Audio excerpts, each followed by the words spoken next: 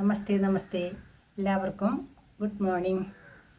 നമ്മളിന്ന് കോട്ടയം ജില്ലയിൽ വൈക്കം താലൂക്കിൽ കടുത്തുരുത്തി എന്ന ഗ്രാമത്തിൽ സ്ഥിതി ചെയ്യുന്ന തളിയിൽ മഹാദേവ ക്ഷേത്രമാണ് സന്ദർശിക്കാൻ പോണത് കേട്ടോ.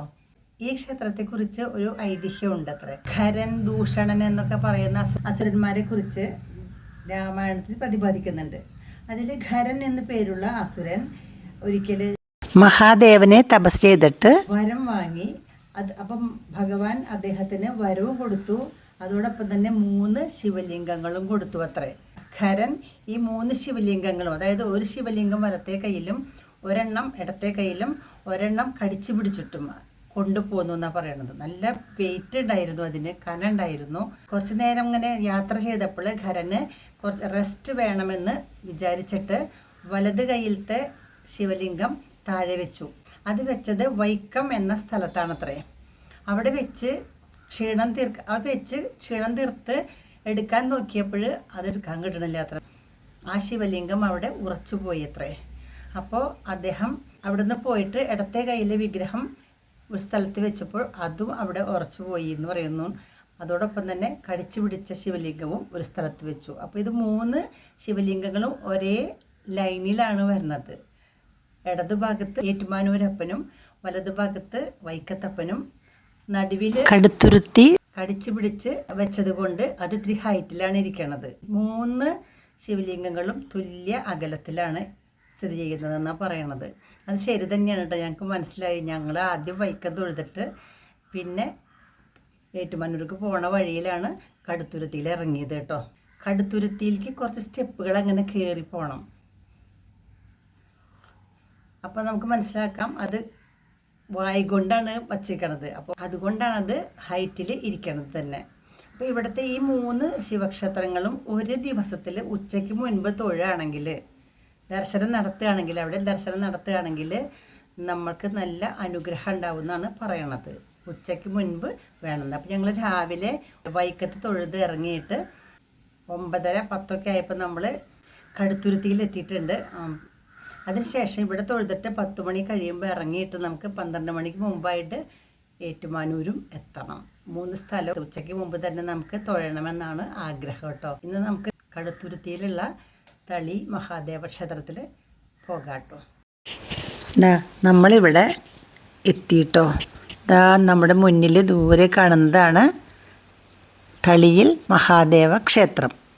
ഞാൻ പറഞ്ഞില്ലേ ഇത്തിരി ഹൈറ്റിലാണ് ഇത് നിൽക്കണത് എന്ന്. കുറച്ച് സ്റ്റെപ്പുകൾ കയറിയിട്ട് വേണം അവിടേക്ക് എത്താനായിട്ട്. അപ്പോൾ വണ്ടി ഇവിടെ സൈഡിൽ പാർക്ക് ചെയ്യാം.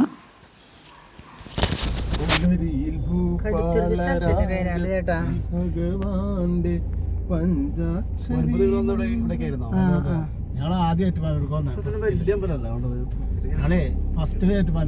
തിരിച്ചെണ്ണത്തില് പോയി. അപ്പോഴാണ് നമുക്ക് ഈ വൈക്കം കണ്ടു എറണാകുളത്ത്. നമ്മളങ്ങനെ സ്റ്റെപ്പ് കയറി പടിഞ്ഞാറ് വശത്ത് കൂടെയാണ് കയറുന്നത് കേട്ടോ. നമ്മളിപ്പോൾ ക്ഷേത്രത്തിൻ്റെ പിൻഭാഗത്താണ്. കിഴക്കോട്ടാണ് ദർശനം. നമ്മളിപ്പോൾ പടിഞ്ഞാറ് ഭാഗത്താണ് എത്തിയിരിക്കുന്നത്. അങ്ങനെ വലം വെച്ച് ലെഫ്റ്റിലൂടെ പോയിട്ട് ഇടതുവശത്തു കൂടെ പോയി നമുക്ക് കണ്ടോ വേ ടു ഇതിലെങ്ങനെ പോവാം. ഈ സൈഡിലൊരു ഹോളൊക്കെ ഉണ്ട് കേട്ടോ. ഓട്ടുപുരയാന്ന് തോന്നുന്നു. തിരുവരങ്ങ് സ്റ്റേജൊക്കെ ഉണ്ട്. മഹാദേവ ക്ഷേത്രം. അങ്ങനെ നമ്മൾ ഇവിടെ ഒരു ആൽവൃക്ഷമൊക്കെ നിൽക്കുന്നുണ്ട്. ഇവിടെ ഒരു ക്ഷേത്രം ഉണ്ട് കേട്ടോ. ഈ ആള് തൊഴണ കണ്ടോ, ഇതൊരു ശിവക്ഷേത്രം തന്നെയാണ് എന്നെനിക്ക് പിന്നീടാണ് കേട്ടോ മനസ്സിലായത്.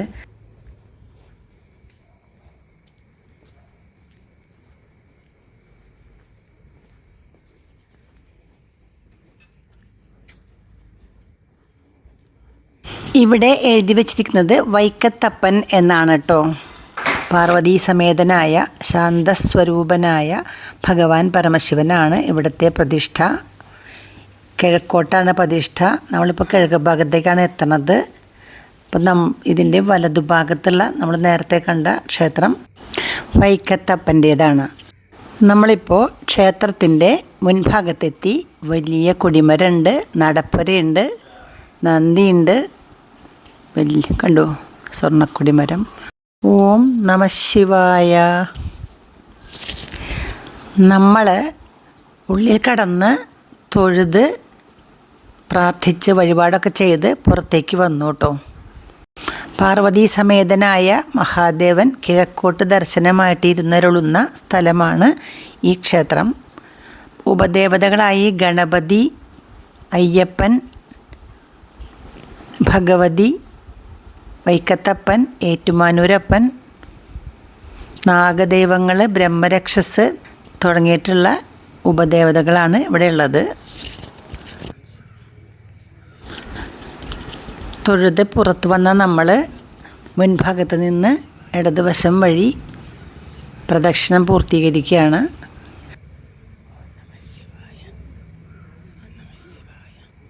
നേരെ മുന്നിൽ കാണുന്ന ആ അമ്പലം മറ്റൊരു ശിവപ്രതിഷ്ഠയാണ്. ഏറ്റുമാനൂരപ്പനാണ് ഇവിടുത്തെ പ്രതിഷ്ഠ. അപ്പം മറുപുറത്ത് വൈക്കത്തപ്പനും ഇവിടെ ഏറ്റുമാനൂരപ്പനും കുടികൊള്ളുന്നതിൻ്റെ ഒരു പ്രത്യേക ഐതിഹ്യമുണ്ട്.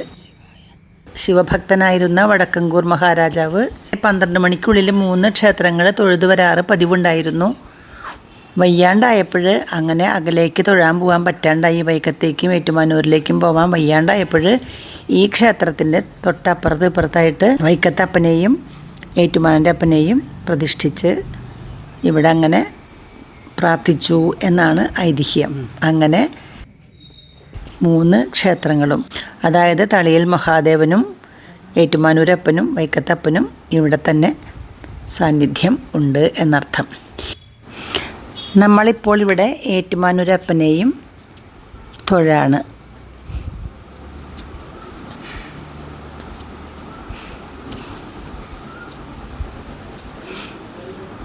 നമഃ ശിവായ, നമഃ ശിവായ, നമഃ ശിവായ.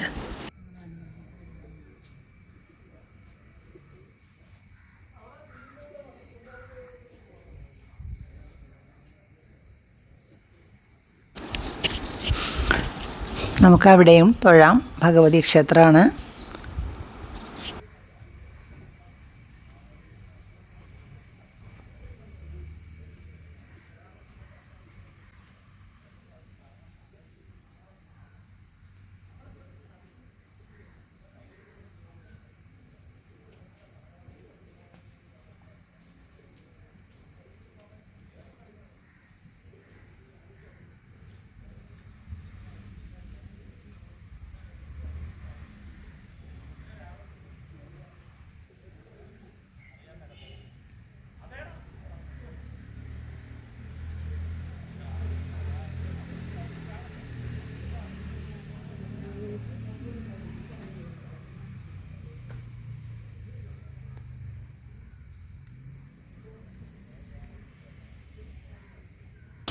അങ്ങനെ എല്ലായിടത്തും തൊഴുതു.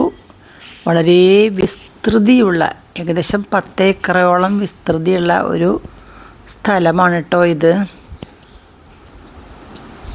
തൊഴുത പടിഞ്ഞാറ് നടക്കെത്തി വീണ്ടും തൊഴുതു. ഇനി നമുക്ക് ആ തിരുവരങ്ങിൽ പോയിട്ട് ഇരിക്കാം അല്ലേ.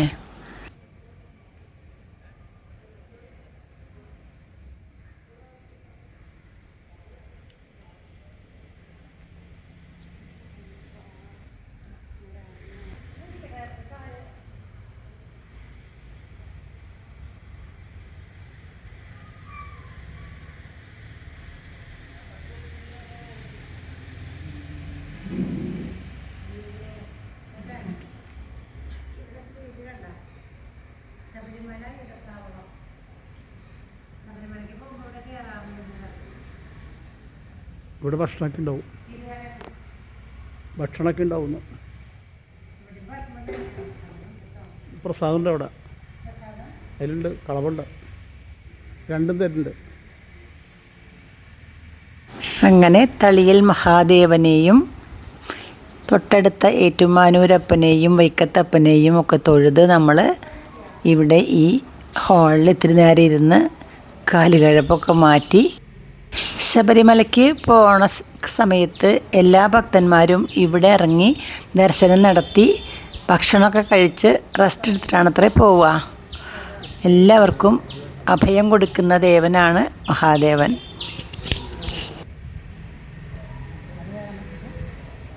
ഐശ്വര്യദായകനായിട്ടുള്ള ശ്രീ തളിയിൽ മഹാദേവൻ എല്ലാവർക്കും അനുഗ്രഹങ്ങൾ വർഷിക്കട്ടെ എന്ന് പ്രാർത്ഥിക്കാം.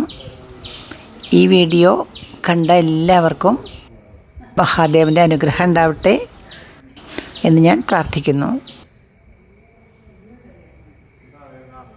ഓം മഹാദേവായ നമഃ. അങ്ങനെ ഞങ്ങൾ ഈ സ്റ്റെപ്പുകൾ തിരിച്ചിറങ്ങുകയാണ് കേട്ടോ.